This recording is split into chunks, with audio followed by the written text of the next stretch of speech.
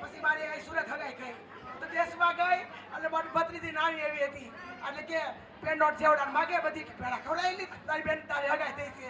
મારી ભત્રીજી કે કુકરીનું ભેડા કઈ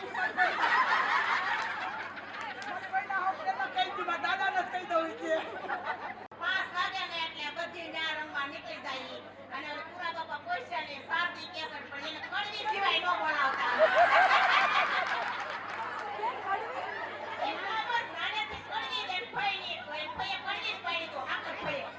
લક્ષ્મીબેન પસળિયા પણ મોટા પણ અમે રમેલ બધા હારે અને આ જોશની એ મારી ભત્રીજી તાકે એને તો હું ઘણી વાર એને મોટી ઉંમરે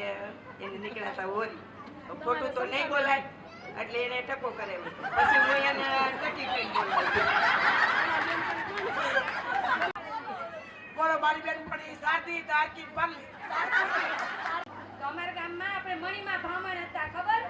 બાવાને આપણે ચોરાની સેવા કરતા એટલે એને મણીમાં બાવણ વેચે જાઓ ત્યાં લઈ આવો એમ એટલે આપણને ત્યારે એમ હોય કે એ વેચતા હશે હાચે વેચતા હશે ત્યાં એટલે અમે નાના નાના હતા ત્યારે ચોરે ઝાલર વગાડવા જતા પછી છાણ વીણવા જતા